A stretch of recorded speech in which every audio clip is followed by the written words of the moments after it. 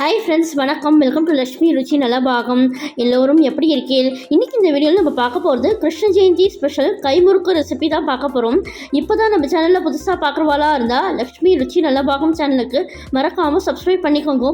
பக்கத்தில் இருக்கிற all bell சிம்லையும் click பண்ணிக்கோங்க. அப்போ தான் நான் போடுற வீடியோஸ் எல்லாம் நோட்டிஃபிகேஷனில் வரும். வாங்க வீடியோக்குள்ளே போகலாம்.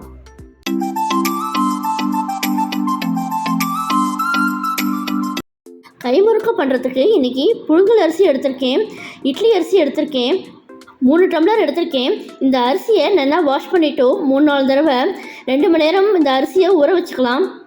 கைமுறுக்கு நம்ம யூஸ்வலாக ஈர அரிசியில் பண்ணுவோம். இன்றைக்கி கொஞ்சம் வித்தியாசமாக நான் ட்ரை பண்ணியிருக்கேன். 2 மணி நேரம் கழிச்சு அரிசி நல்லா சாஃப்டாக ஊறிடுத்து இதை மிக்ஸி ஜாரில் ஆட் பண்ணிக்கலாம். மிக்ஸி ஜாரில் அரிசியை ஆட் பண்ணுறச்சே நம்ம தண்ணியெலாம் நல்லா ஸ்ட்ரெயின் பண்ணிவிட்டு கொஞ்சமாக தான் தண்ணி சேர்த்து இதை அரைக்கணும். இந்த மாவு அரைக்கிற கன்சிஸ்டன்சி முறுக்குக்கு ரொம்பவுமே முக்கியம். இந்த மாவு அரைக்கிற கன்சிஸ்டன்சி பார்த்தீங்கன்னாக்கா நல்லா சாந்த மாதிரி ஸ்மூத்தாக அரைச்சிக்கணும். அரைச்ச மாவோட தேவையான அளவு உப்பு 2 டீஸ்பூன், உளுத்தம்பொடி 2 டீஸ்பூன், பொட்டுக்கடலை பொடி, எள்ளு 1 டீஸ்பூன், ஜீரகம் 1 டீஸ்பூன், பட்டர் 3 டீஸ்பூன். முறுக்குக்கு பட்டர் கொஞ்சம் கூட போட்டால் தான் நல்லாயிருக்கும். எல்லாத்தையும் நம்ம சேர்த்து ஒன்றா நல்லா பசைஞ்சிக்கலாம்.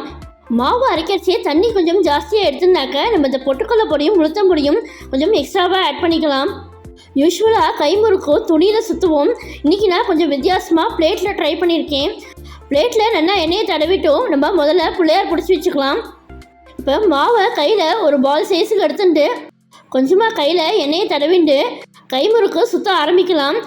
நம்ம எந்த இடத்துல ஸ்டார்ட் பண்ணினோமோ அதே இடத்துல தான் நம்ம இதை முடிக்கணும். நம்ம கைமுறுக்கு சுற்றச்சே மாவை கொஞ்சம் கொஞ்சமாக அப்படியே ரொட்டேட் பண்ணிகிட்டே வரணும்.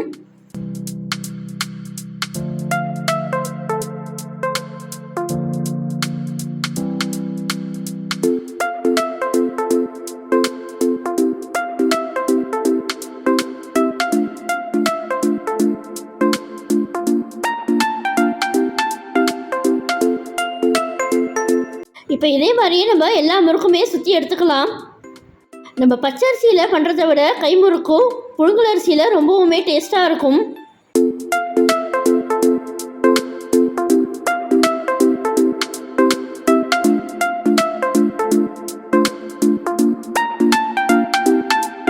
இப்போ முறுக்கெல்லாம் சுற்றி ரெடியாக இருக்குது. நம்ம இதை ஆயிலில் ஃப்ரை பண்ணி எடுத்துக்கலாம். நம்ம முறுக்கை எடுத்து போடுறச்சே நம்ம தோசை திருப்பியால் எடுத்து போட்டுக்கலாம். எண்ணெய் நல்லா காஞ்சதுக்கப்புறம் தான் நம்ம முறுக்கை ஆட் பண்ணணும். நம்ம முறுக்கெல்லாம் ஆட் பண்ணதுக்கப்புறமா ஃப்ளேமை ஹை பண்ணிக்கலாம். இந்த முறுக்கு வெந்தாச்சுன்னு எப்படி ஐடென்டிஃபை பண்ணுறதுனாக்க அது எண்ணெயில் உள்ள ஓசையெல்லாம் அடங்கி முறுக்கோட கலரும் நமக்கு சேஞ்ச் ஆகிடும். கிருஷ்ண ஜெயந்திக்கு கைமுறுக்கு சூப்பராக ஜோராக ரெடி ஆகிடுது.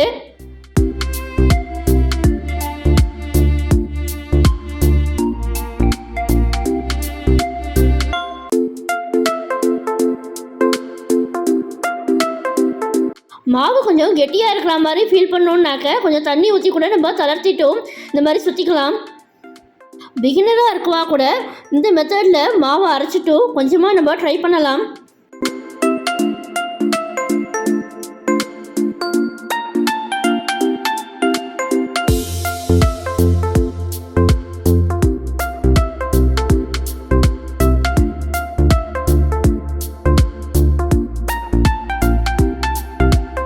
ஃபைனலாக கிருஷ்ண ஜெயந்திக்கு கிருஷ்ணருக்கு கைமுறுக்கு சூப்பராக ஜோராக ரெடி ஆகிடுது. இந்த கைமுறுக்கு ரெசிபியை நீங்களும் உங்கள் காலத்தில் ட்ரை பண்ணி பாருங்கோ. ட்ரை பண்ணி பார்த்துட்டு எப்படி இருந்ததுன்னு எனக்கு கமெண்ட்ஸில் சொல்லுங்கோ. இந்த கைமுறுக்கு ரெசிபி பிடிச்சிருந்தா உங்கள் ஃப்ரெண்ட்ஸ் அண்ட் ரிலேட்டிவ்ஸோட ஷேர் பண்ணிக்கோங்க. என்னுடைய லக்ஷ்மி ருச்சி நலபாகம் சேனலுக்கு மறக்காமல் சப்ஸ்கிரைப் பண்ணிக்கோங்க. நான் வேறு ஒரு இன்ட்ரெஸ்டிங்கான வீடியோவில் உங்களை மீட் பண்ணுறேன். Thank you, by.